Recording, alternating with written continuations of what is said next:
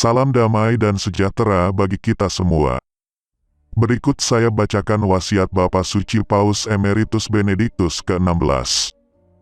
Perlu dicatat, wasiat ini sudah ditulisnya sejak tanggal 26 Agustus tahun 2006, jauh sebelum beliau mengundurkan diri. Testamen spiritual saya. Jika di saat-saat akhir hidup, saya melihat kembali dekade-dekade yang telah saya lalui, pertama-tama saya melihat betapa banyak alasan untuk bersyukur. Pertama dan terutama saya bersyukur kepada Tuhan, pemberi setiap anugerah yang baik, yang memberi saya hidup dan membimbing saya melewati berbagai masa yang membingungkan, yang selalu mengangkat saya setiap kali saya mulai terpeleset dan selalu memberi saya cahaya wajahnya lagi. Dalam retrospeksi, saya melihat dan memahami bahwa bahkan perjalanan yang gelap dan melelahkan ini, semuanya adalah demi keselamatan saya, dan bahwa di dalamnya Dia telah membimbing saya dengan baik. Saya berterima kasih kepada orang tua saya, yang memberi saya hidup di masa-masa sulit, dan yang dengan pengorbanan besar. Dengan cinta, mereka mempersiapkan saya suatu tempat tinggal yang luar biasa, yang seperti cahaya cemerlang, menerangi semua hari saya hingga hari ini. Keyakinan ayah saya yang jernih mengajari kami anak-anaknya untuk percaya. Dan sebagai penunjuk jalan, keyakinan tersebut selalu teguh di tengah semua pencapaian ilmiah saya. Pengabdian yang mendalam dan kebaikan ibu saya merupakan warisan yang tidak pernah bisa saya syukuri dengan cukup. Saudara perempuan saya telah membantu saya selama beberapa dekade tanpa pamrih dan dengan perhatian penuh kasih sayang. Saudara lelaki saya, dengan kejernihan penilaiannya, tekadnya yang kuat dan ketenangan hatinya, selalu membuka jalan bagi saya. Tanpa keteguhannya untuk senantiasa mendahului dan menemani saya ini, saya tidak dapat menemukan jalan yang benar. Dari hati, saya bersyukur kepada Tuhan atas banyaknya teman-teman yang selalu Dia tempatkan di sisi saya. Untuk para kolaborator dalam semua tahapan perjalanan saya, untuk guru dan siswa yang telah Dia berikan kepada saya. Dengan penuh syukur, saya mempercayakan mereka semua pada kebaikannya. Dan saya ingin berterima kasih kepada Tuhan atas tanah air saya yang indah di kaki pegunungan Alpen Bavaria, di mana saya selalu melihat cahaya kemegahan Sang Pencipta. Saya berterima kasih kepada orang-orang di tanah air saya, karena di dalamnya saya dapat berulang kali merasakan keindahan iman.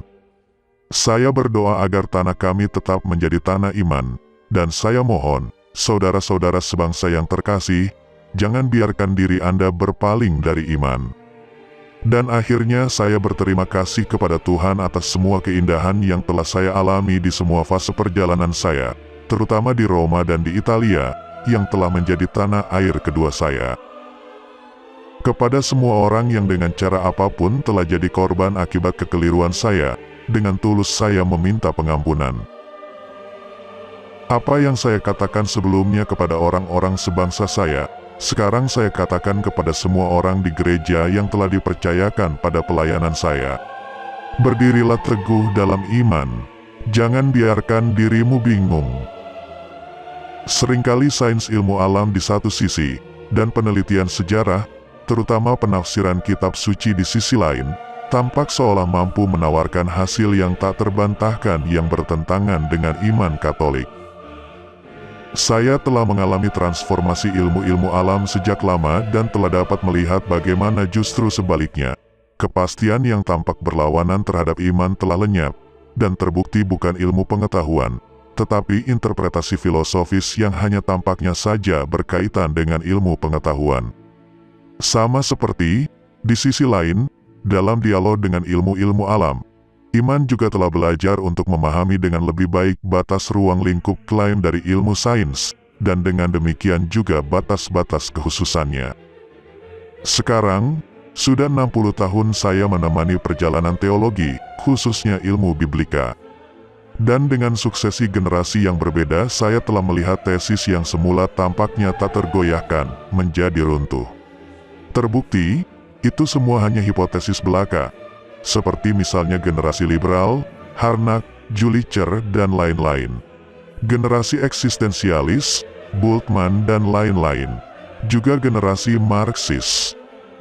Saya melihat dan mencermati bagaimana dari kekusutan asumsi, kemasukakalan iman muncul dan muncul kembali.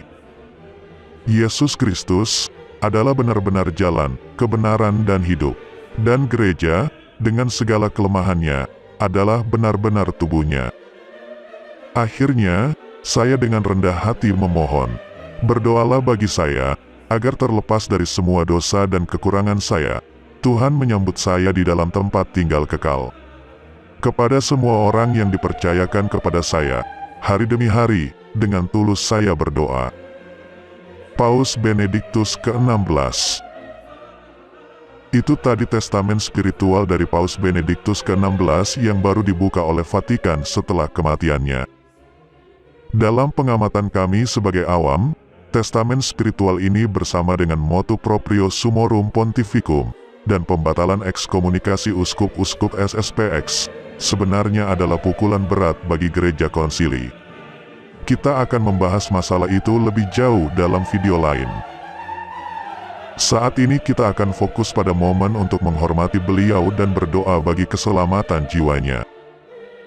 Untuk itu bersama video ini kami dari Crusader Network mengundang Anda semua untuk ikut serta dalam kegiatan doa rutin kami, yang pada minggu ini secara khusus akan kami persembahkan bagi keselamatan dan penghiburan jiwa Paus Emeritus Benediktus ke-16.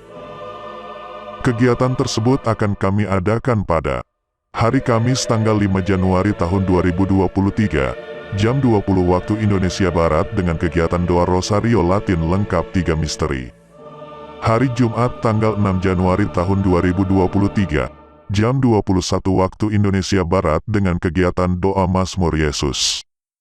Dan hari Sabtu tanggal 7 Januari tahun 2023, jam 20 dengan kegiatan doa Rosario Sabtu pertama.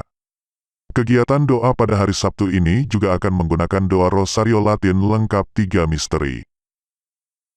Entah ini suatu kebetulan atau pertanda, kata-kata terakhir Paus Benediktus ke-16 beberapa jam sebelum wafat adalah, Tuhan, aku mengasihi Engkau. Ini adalah kata-kata yang sama dengan doa yang kita ucapkan dalam doa Mazmur Yesus.